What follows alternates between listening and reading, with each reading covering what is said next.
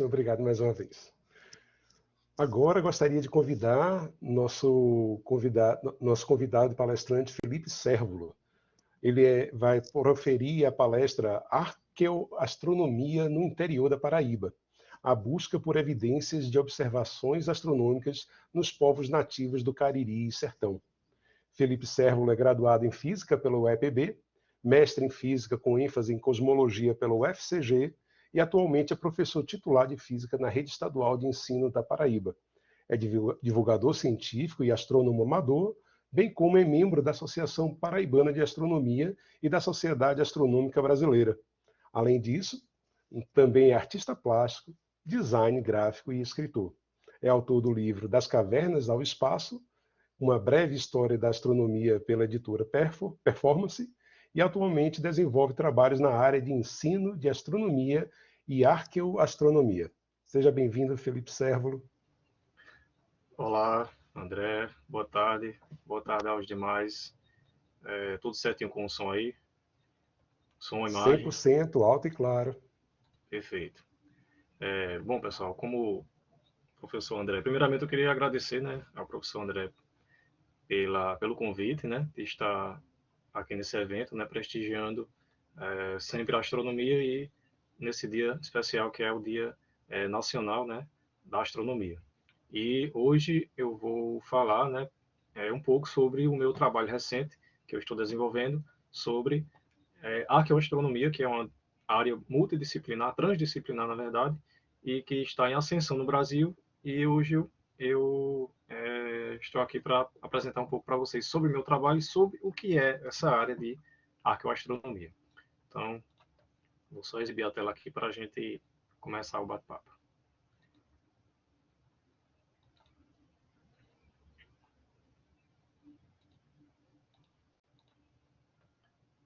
Pronto, você me avisa se está aparecendo aí. Perfeito.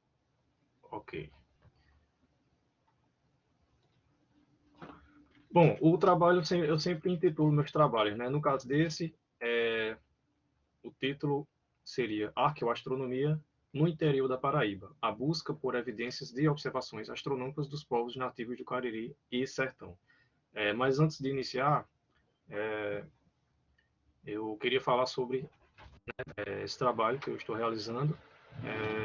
Na verdade, é um trabalho que eu realizo desde 2013 e recentemente eu comecei a adentrar mais, né, a aperfeiçoar mais a área, né, me aperfeiçoar mais na área e buscar parcerias com universidades e instituições para que esse trabalho seja mais robusto, né, mais sólido. Eu tenho formação em física, né, como vocês ouviram aí, mas também gosto de fazer uma pesquisa mais interdisciplinar e transdisciplinar, né, entre várias áreas e várias disciplinas, porque eu percebo que nós, né, percebemos que a astronomia ela tem um leque de áreas e de sub-áreas, enfim, que é possível você ter um rico conhecimento, um vasto conhecimento, e tem conhecimentos ainda que são desconhecidos pela grande maioria das pessoas. E um deles é a arqueoastronomia. Então, bora lá. Para começo de conversa, a gente tem que entender o que são essas sub-áreas, né, transdisciplinares dentro da arqueoastronomia. Mas existe uma grande área que é a astronomia cultural, que é um campo transdisciplinar, né, que estuda justamente fenômenos astronômicos nas sociedades antigas, né, civilizações antigas, incluindo, claro, os índios, os indígenas, né, brasileiros, as etnias brasileiras. Já a arqueoastronomia, ela estuda o papel da astronomia, como essas culturas utilizavam-se da astronomia através de quê? De evidências, pode ser, por exemplo, evidências tanto no campo da arte rupestre quanto em megálitos, em construções, em pedras, né? Já a etnoastronomia é um estudo mais abrangente, né? Sobre o dia a dia desses povos, né? Baseado na cultura astronômica e como eles traziam o conhecimento dos céus para suas atividades diárias. E as evidências nesses campos de estudo são justamente o que eu falei, né? Construções, rochas, alinhamentos de pedra, que a gente chama de megálitos, pinturas e gravuras rupestres.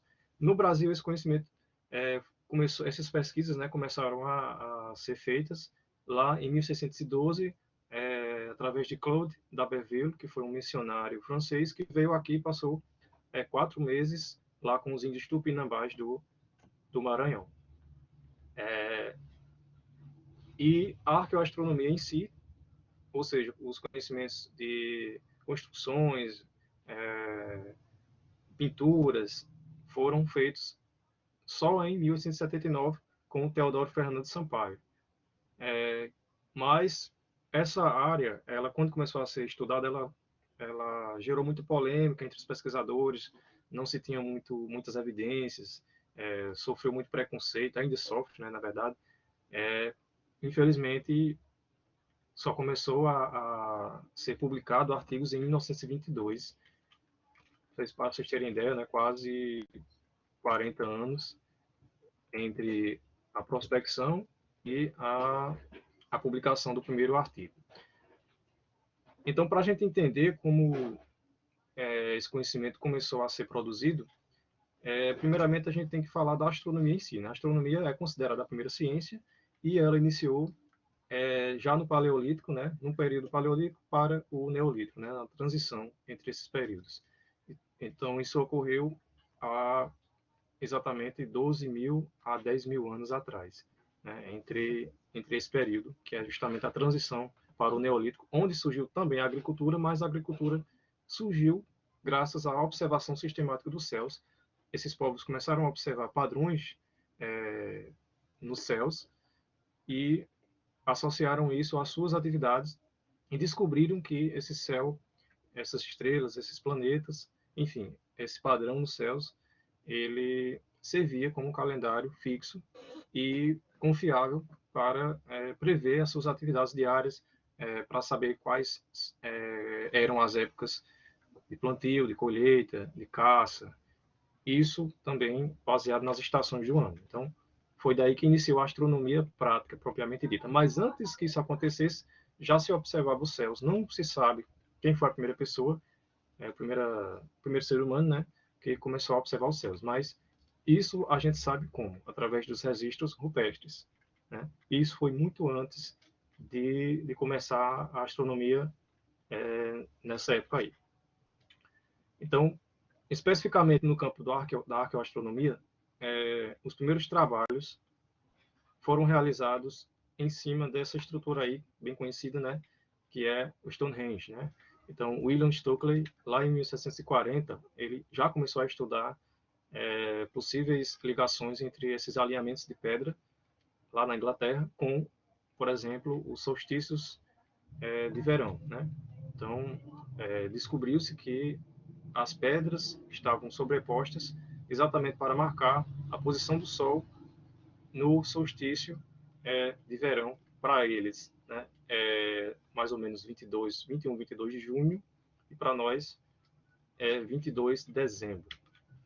Lá no hemisfério norte, né? 22 de julho, hemisfério sul, 22 de dezembro. Então, isso aqui é um esquema para explicar como era feito como foi feito, né? Esse esquema para marcar, né, as estações do ano, no caso, o verão. Por exemplo, esses alinhamentos aqui, essas pedras aqui, essas estruturas,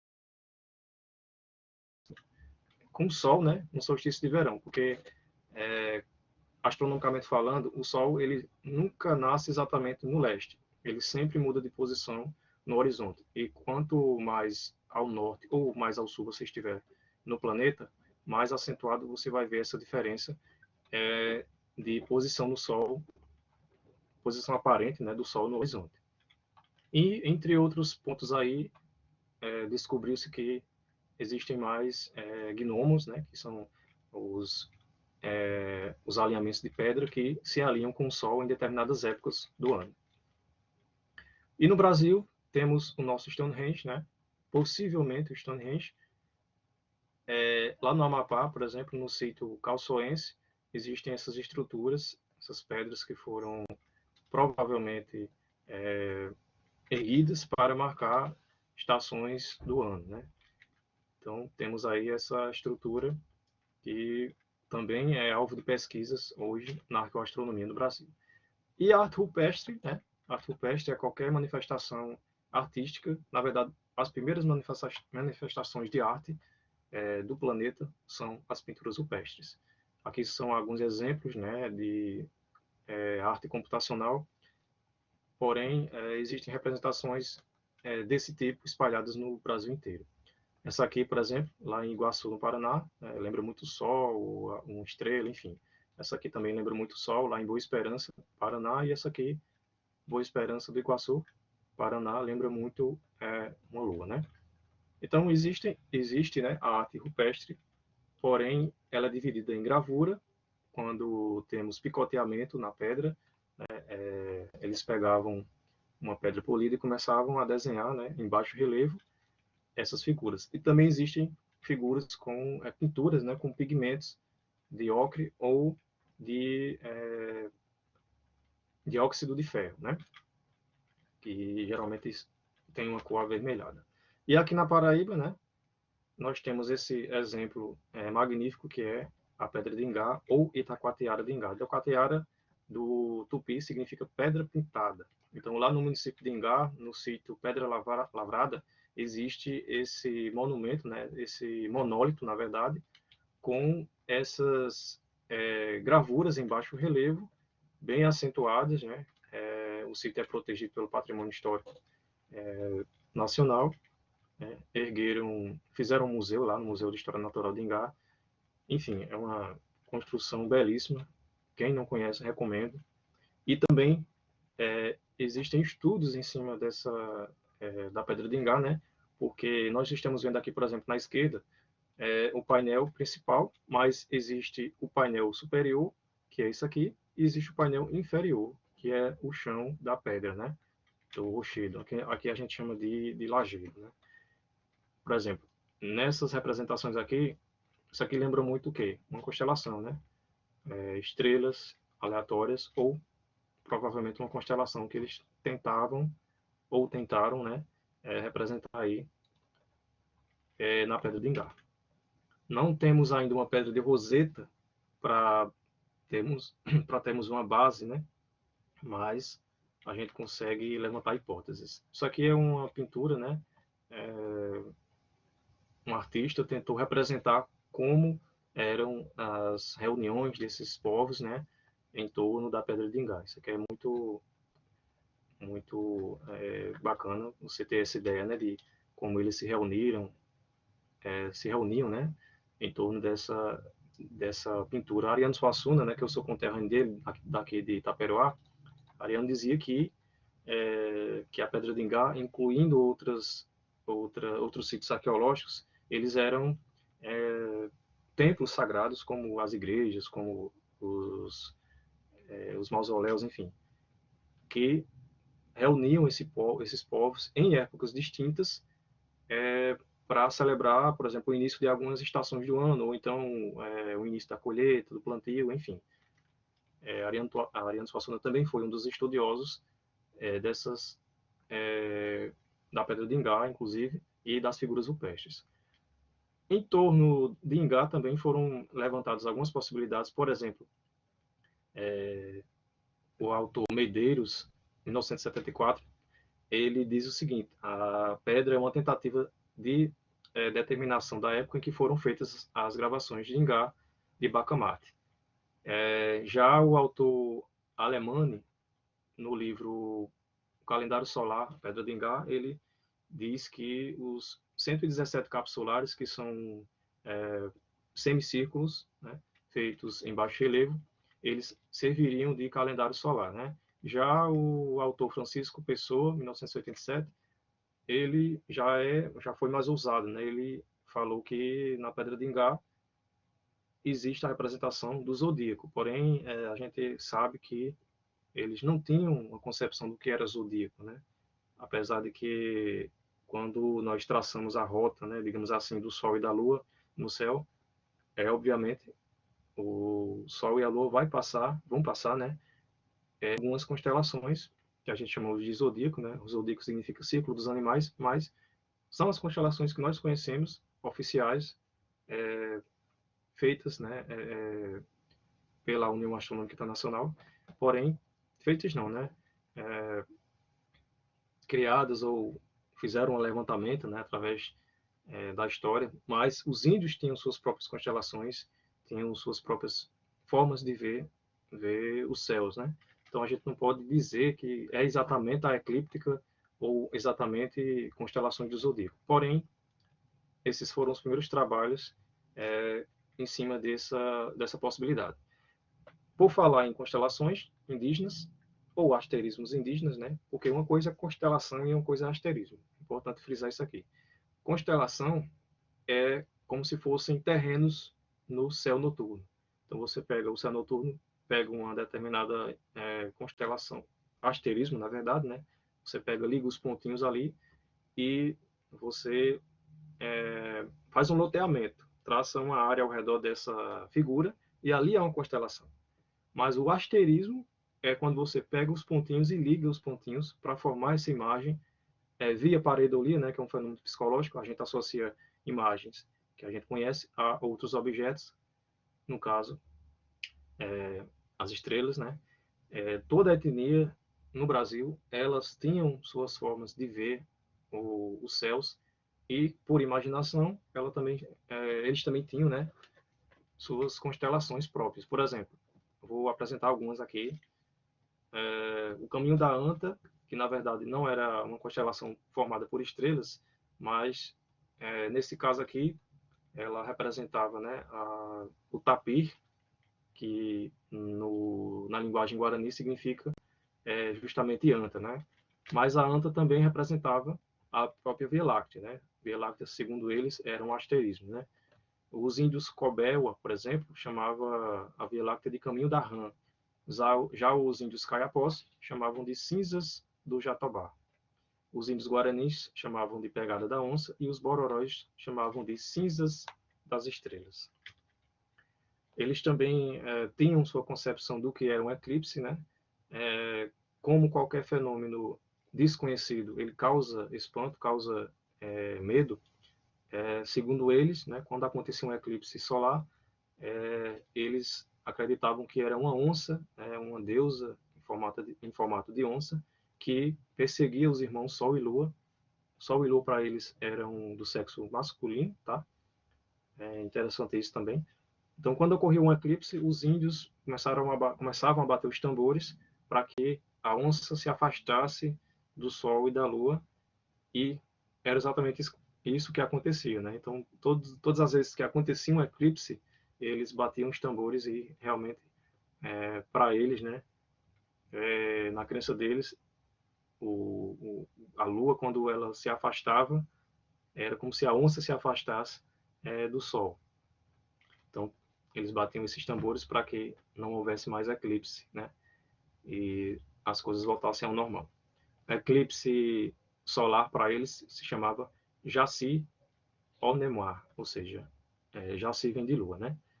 E o eclipse lunar se chamava Quaurai Onemoar, eclipse lunar. Algumas constelações específicas, por exemplo, a constelação, o asterismo, né, da onça. A onça para eles representava um asterismo que era formado pelas constelações de Escorpião e de Touro, né? Por exemplo, um dos olhos dessa onça era a estrela Aldebaran de Touro e o outro olho era a estrela Antares na constelação de Escorpião. Então, como o Escorpião e Touro, né, ficavam próximos à eclíptica, sempre, né, aconteciam eclipses ali e eles associaram isso à passagem da onça através do Sol ou da Lua, que era justamente a questão do eclipse, né, que eu falei, da crença deles do eclipse. Aí.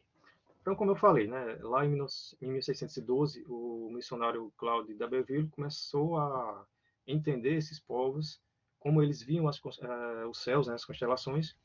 Quando ele fez esse trabalho e publicou em 1614, 2 anos após, né, que ele veio ao Brasil, ele conseguiu catalogar 30 estrelas em constelações. Mas hoje esse número é bem maior. Eu fiz um trabalho em 2017 que eu consegui catalogar, eu e uma amiga astrônoma, nós catalogamos 114 asterismos e constelações indígenas brasileiras.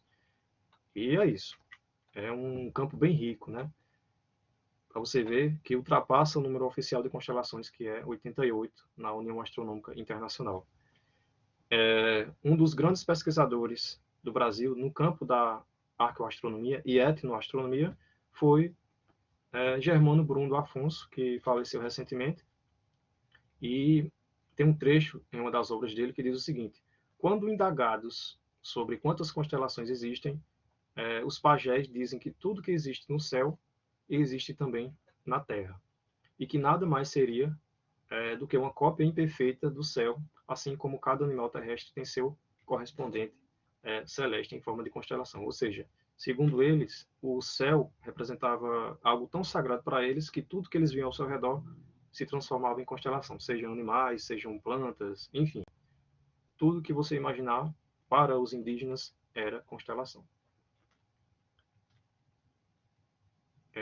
Outra constelação bem conhecida, né, é a constelação do Homem Velho, Tuivaié, que era formada pelas constelações ocidentais de Touro e Órion e uma parte das Íades e das Pleiades. É uma constelação gigantesca no céu, ela pegava uma boa parte do céu.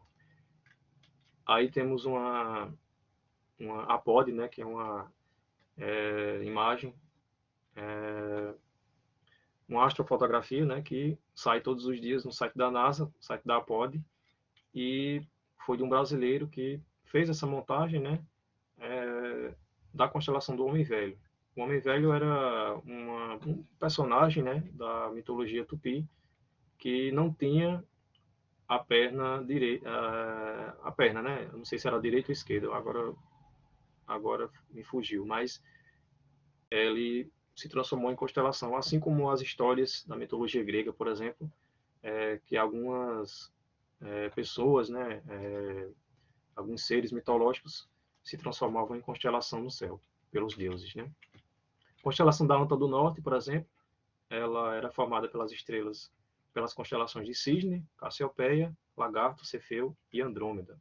Então vocês percebem que as constelações indígenas, elas abrangiam uma parte muito grande do céu, né?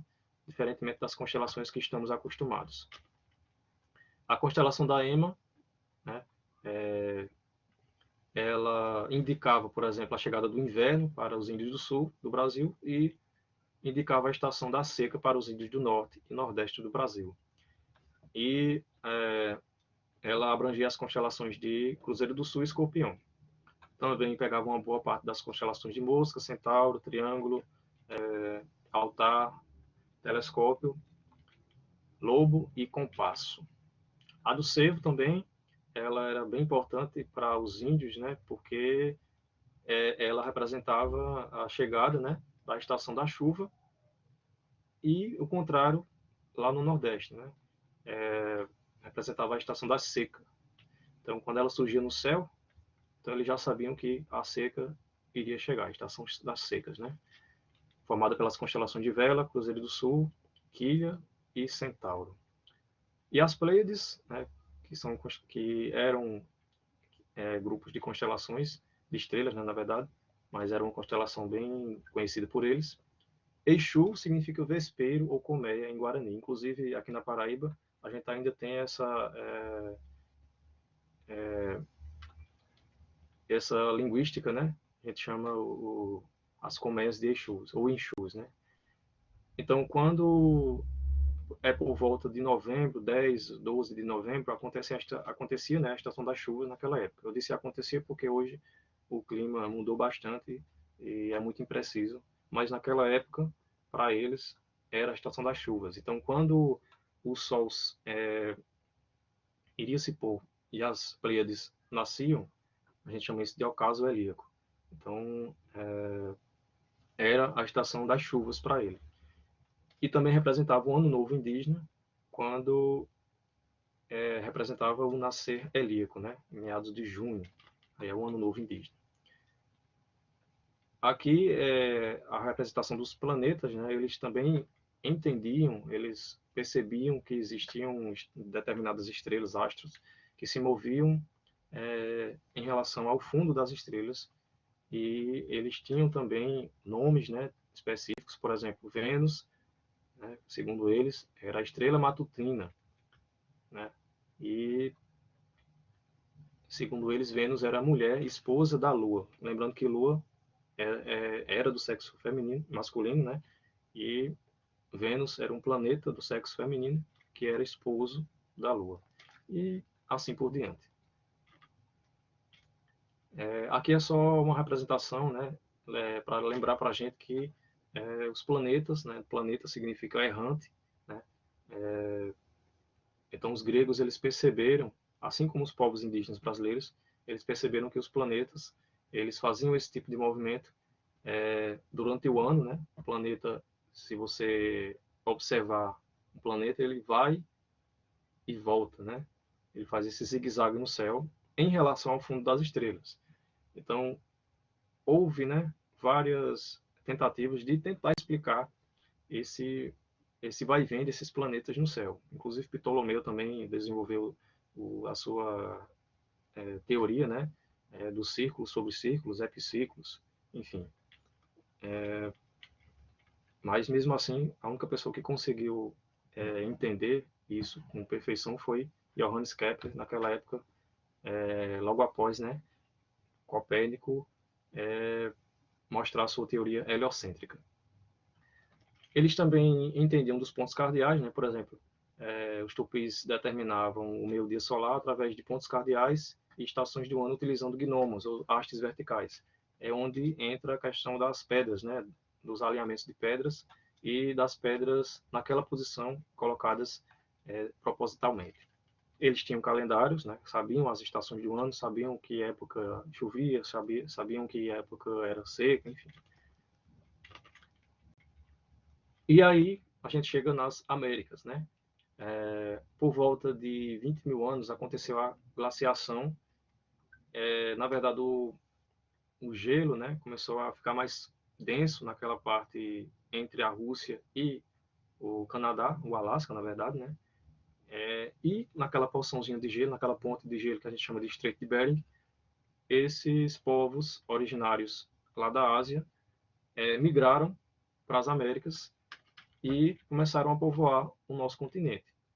Isso por volta entre 14 mil e 11 mil anos, começaram a adentrar nas Américas e povoar, por último, né, a América do Sul. Então, por volta de 12 mil anos, 11, 12 mil anos, né, eles começaram a se assentar, criar suas etnias, suas colônias aqui no nosso continente e no nosso país. Por exemplo, lá na Serra da Capivara existe pinturas, né? Existem restos humanos com mais de 12 mil anos, inclusive. Então, temos muitas evidências aí para provar que o povoamento da América do Sul começou nessa época aí. Então, especificamente, aqui na América do Norte, né, aconteceu, na verdade, aconteceu um fenômeno, né, uma supernova que foi vista por ela foi vista por chineses e provavelmente também por povos aqui originários da América, que a gente chama de ameríndios, né? Ou paleoíndios. Então, lá em 1953, o fotógrafo William Miller e o astrônomo Helmut Abbe, eles encontraram essa figura rupestre aqui, né? Em baixo relevo. Essas duas, na verdade. Essa aqui da esquerda foi encontrada por Miller e da direita por Abbe, pelo astrônomo Abbe. Essa aqui mais à direita é mais recente, né? É uma descoberta mais recente, 2012, feita lá no Parque Nacional Água Fria.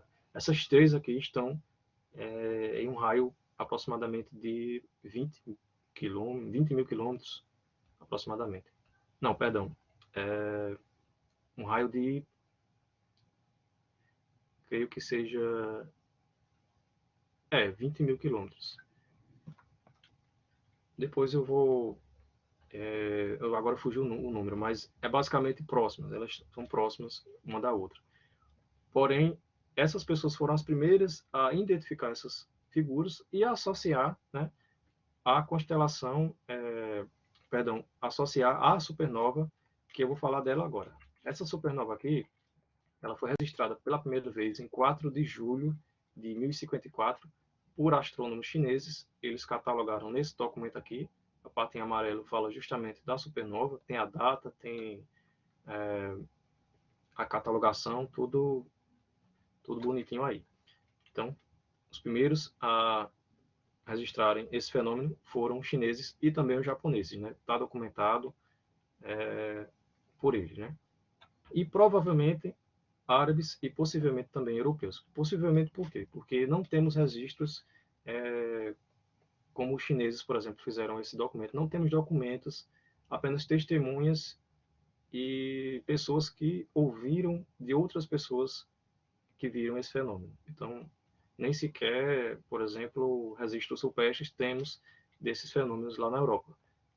É algo que está sendo estudado ainda porque essa escassez de evidências, já que a Europa é um país, né, com um vasto conhecimento naquela época, mas uma das hipóteses é que houve uma certa censura, né, do pessoal da Inquisição e da Igreja Católica na época. Mas voltando para as Américas, após a hipótese de Miller e Apte, em 1979 foi descoberto esse sítio arqueológico aqui, que é o mais famoso da região, inclusive foi falado, por exemplo, no seriado Cosmos, né, nas duas versões, tanto a de Carl Sagan quanto a de Neil deGrasse Tyson. Neil deGrasse também falou desse sítio arqueológico em um dos livros dele, e, como vocês podem ver, há uma notável semelhança entre as pinturas, as gravuras daqui, porque a gente consegue ver um crescente e outro objeto próximo. É sempre esse padrão, lua crescente e um objeto. Nesse caso aqui, está bem nítido que é uma explosão de uma estrela, né, ou o próprio Sol. Mas, quando eles dataram, né, esse rochedo, bateu exatamente com o auge da civilização Anasazi, por volta de entre 1000 e 1200 anos, né? Então, é uma evidência indireta que esses povos tentaram registrar essa supernova, que aconteceu em 1054 depois de Cristo. Mas o que chama a atenção é porque essa supernova, quando aconteceu, ela não aconteceu isoladamente. Tinha uma lua crescente do lado dela, então isso chamou mais a atenção desses povos. Então essa foi a segunda, né, grande descoberta em volta dessa hipótese da representação arqueoastronômica da supernova de 1054. Inclusive essa imagem aqui, né, é a imagem da remanescente dessa supernova, que a gente chama de nebulosa do Caranguejo, que eu vou falar um pouco dela agora. Bom, essa aqui é uma representação artística de como aconteceu o fenômeno na época, né? A Lua, né, crescente no lado esquerdo e a supernova ao lado direito. Ela brilhou muito mais do que os planetas Júpiter e Vênus. Aqui é um frame, né, do estelário, né, da região do norte dos Estados Unidos.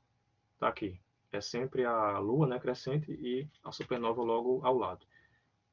Então, lá em 1731, o astrônomo inglês John Bevis, ele foi a primeira pessoa a associar a nebulosa do Caranguejo, porque recentemente a gente tem o quê? A remanescente da supernova, né?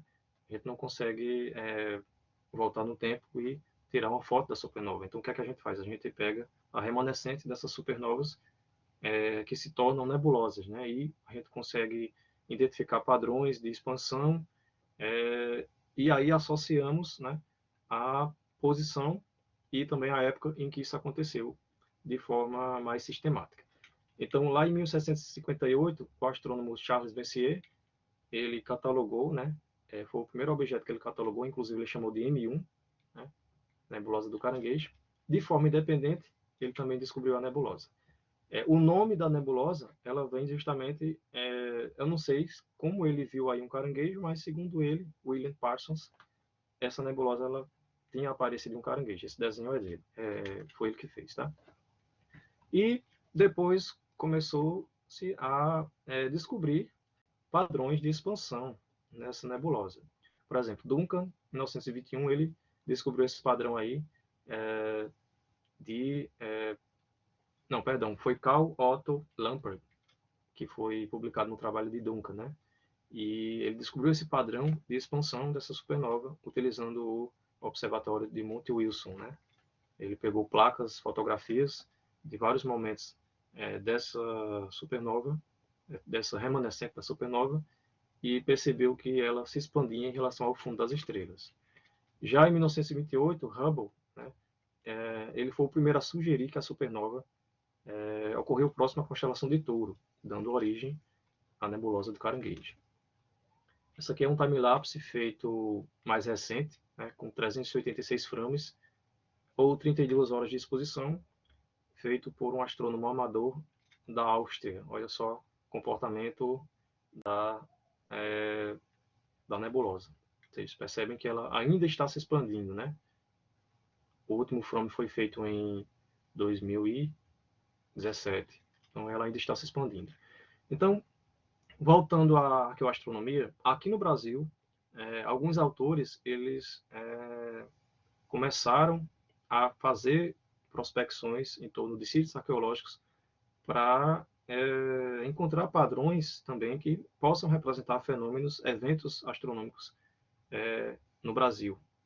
Por exemplo, os autores de Nader e Jales, 2018, eles propuseram que essas figuras aí encontradas lá na Fonte Grande, né, no sítio Fonte Grande 1, em Central, na Bahia, ela representa justamente a conjunção da Lua com a supernova que aconteceu em 1054. Né? E, no meu caso, eu estou fazendo um trabalho, né, de levantamento de sítios arqueológicos que tem, né, prováveis evidências de arqueoastronomia. Então, eu e alguns colegas arqueólogos, eles estão comigo nessa odisseia, e eu recebi essa imagem aqui há algumas semanas. Esse aqui é o sítio arqueológico Toca dos Astros.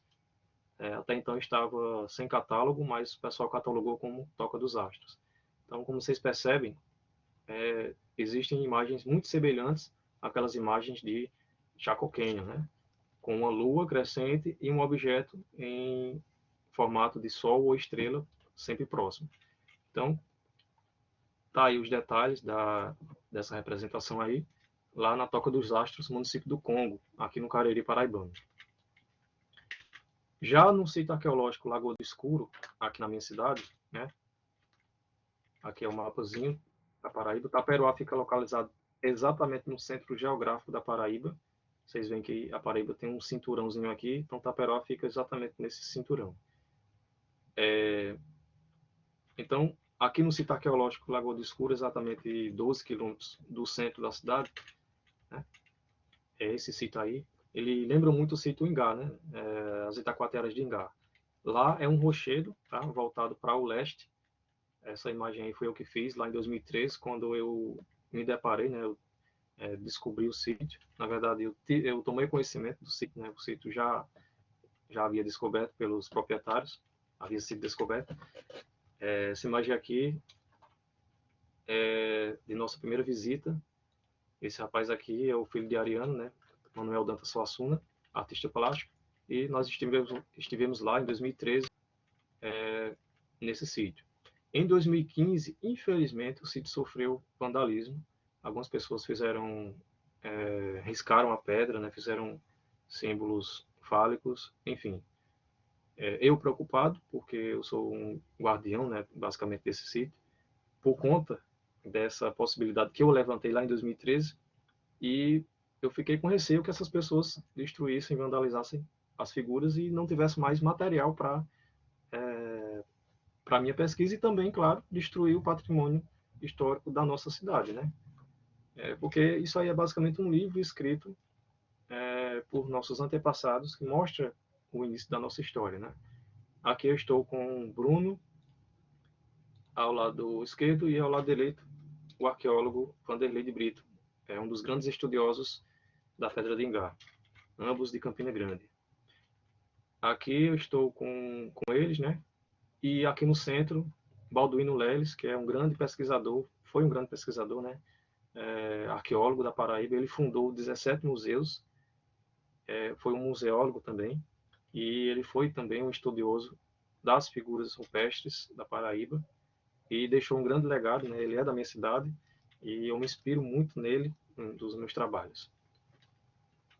Aqui está um detalhe da figura que eu estou estudando, né? Mais especificamente essa aqui, por quê? Porque ela tem o mesmo padrão das outras figuras que eu já apresentei, né? É sempre esse padrão. É uma figura semelhante, né? Ao Sol ou estrela, e mais ao lado, abaixo, é uma figura semelhante a um crescente lunar, né? Uma lua crescente, no caso.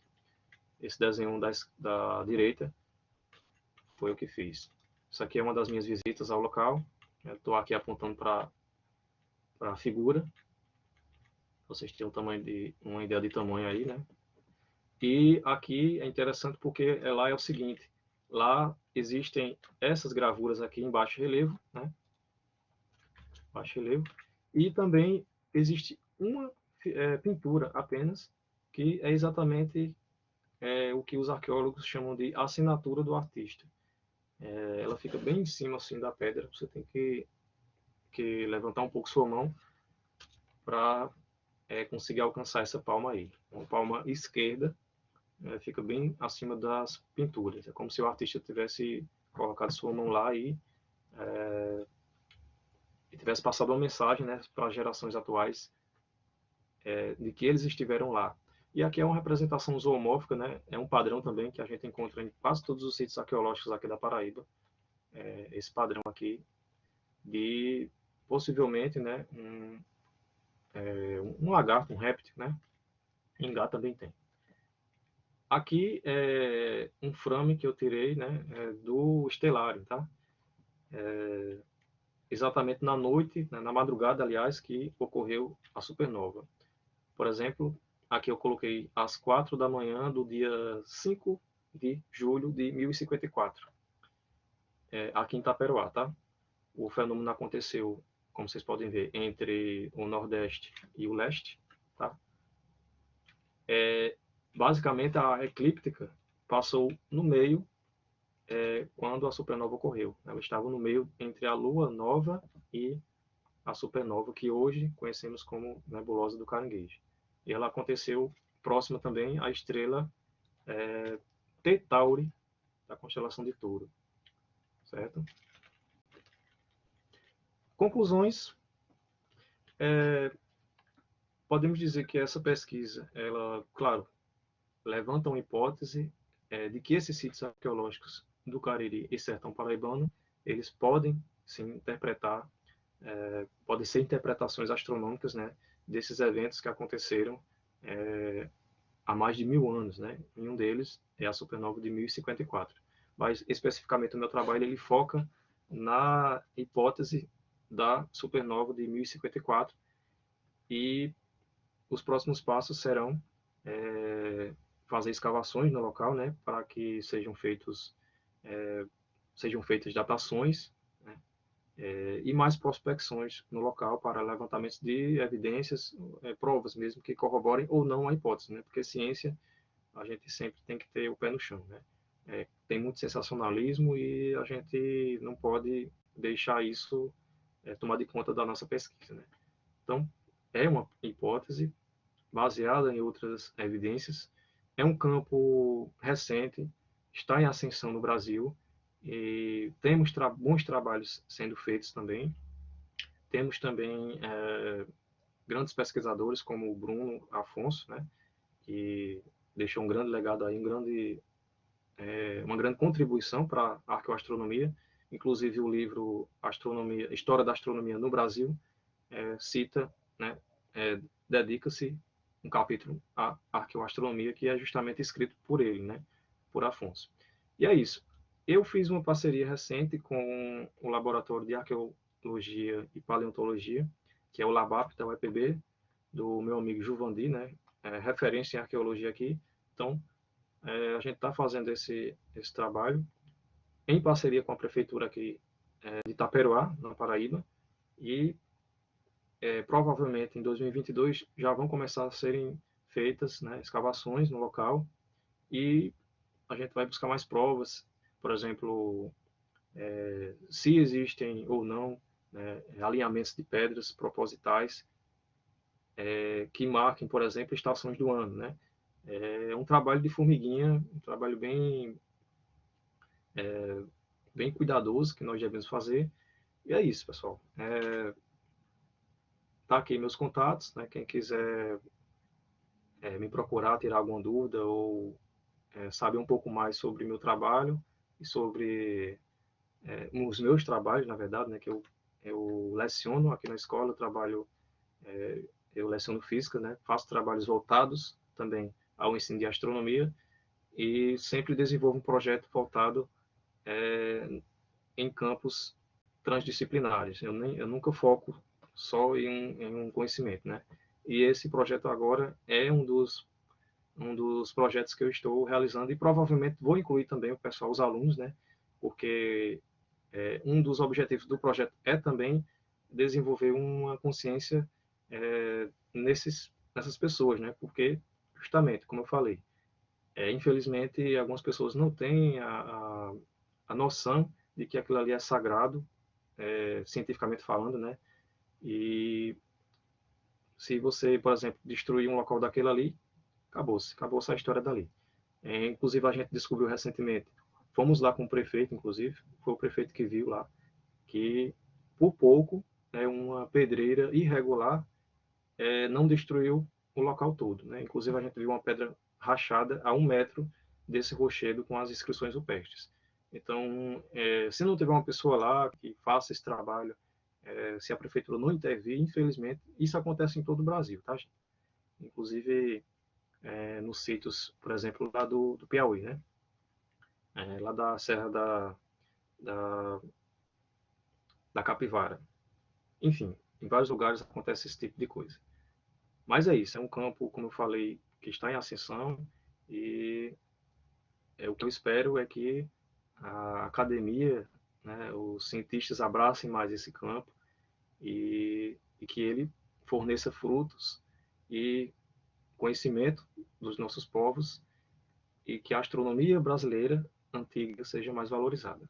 E é isso. Eu agradeço novamente ao professor André aí pelo espaço e estou disponível para perguntas. Se tiver alguma pergunta aí, eu já respondo. Felipe, é gratificante ter um representante da Paraíba com um vasto conhecimento como você, desenvolvendo pesquisas e tentando colaborar tanto com a preservação desses achados, como a divulgação, né, desse conhecimento associado a eles. Via que a parceria com a EPB vai ser muito próspera, você está realmente se associando a pessoas fantásticas. Dos diálogos que eu tenho visto junto aos órgãos de promoção de eventos turísticos é de que eles estão buscando capacitar pessoal dessas regiões que têm possíveis produtos para transformar e preservar essas áreas em geoparques.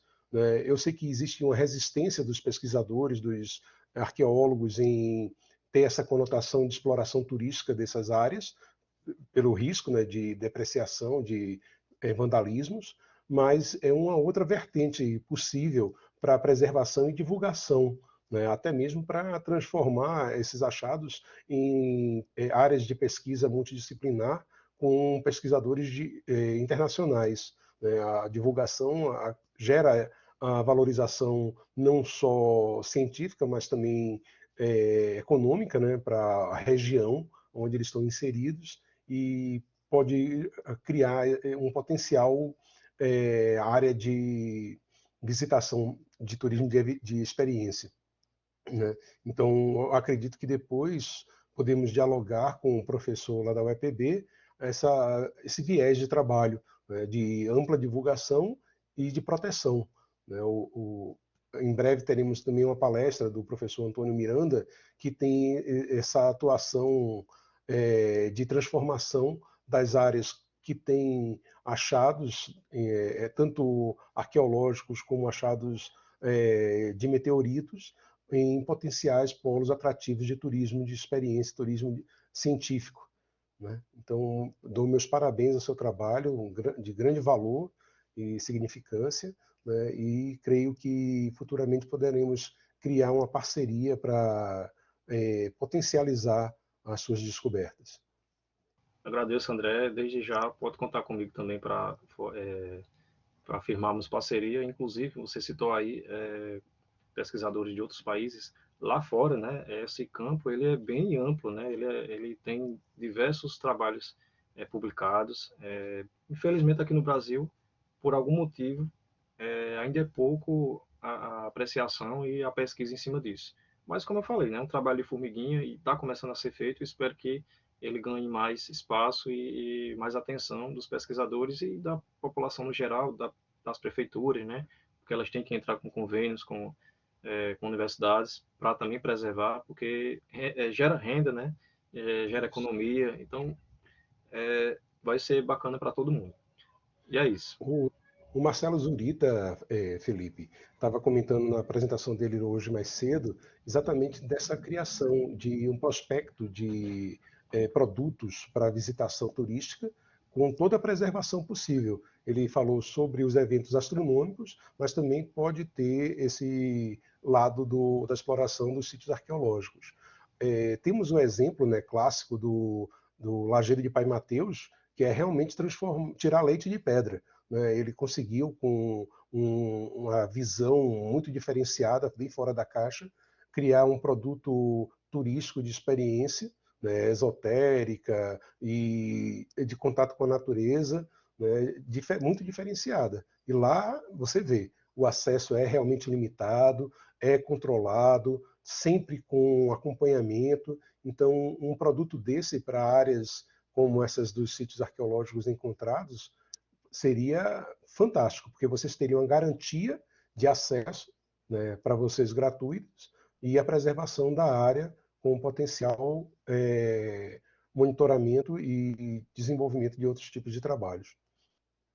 Exatamente. E o interessante também é que, além disso, né, eu só comecei a publicar trabalhos recentemente por conta também dessa parceria com a UEPB, porque o trabalho que Giovanni, arqueólogo, está fazendo, ele está fazendo um levantamento dos sítios arqueológicos depois de muito tempo sem recursos, enfim, por algum motivo ele começou a fazer essas prospecções e está descobrindo também sítios que estavam abandonados ou desconhecidos ainda pelos povos aqui da Paraíba, né, pelo pessoal da Paraíba. Então, é bem interessante porque, ao mesmo tempo que ele está redescobrindo esses sítios, ele já está me dando espaço para fazer esse tipo de trabalho, né? E é isso. Perfeito. Tem uma pergunta aqui Ah, de Terezinha Souza. exato. Terezinha sempre acompanha nossas lives, né? Um abraço, Terezinha, do grupo Mulheres de Estrelas. Quero saber mais sobre esse catálogo de constelações indígenas. Onde eu encontrar seu trabalho? Na verdade, Terezinha, esse trabalho ele foi publicado nos anais do EANE, né? Que foi lá em Maceió, em 2017. Mas eu vou disponibilizar para você, certo? Eu tenho o seu contato. E eu pretendo, inclusive, publicar também em alguma revista, porque foi um trabalho que eu acabei só publicando no evento, mas é interessante que seja disponibilizado para mais pessoas, né? E é isso. Perfeito. Agradeço demais, mas eu acredito que as considerações finais já foram feitas, né? E então nos vemos nos próximos eventos, nas próximas ações. Muito obrigado, Felipe. Eu que agradeço novamente, André, e quero agradecer também a atenção do pessoal aí que acompanhou na live. E é isso, estou disponível para mais conversas e bate-papos sobre o tema. E quando quiser me chamar, André, pode chamar, viu? Então até uma Obrigado, outra eu que hora aí. agradeço. Até Valeu, mais. Um valeu grande pessoal. abraço.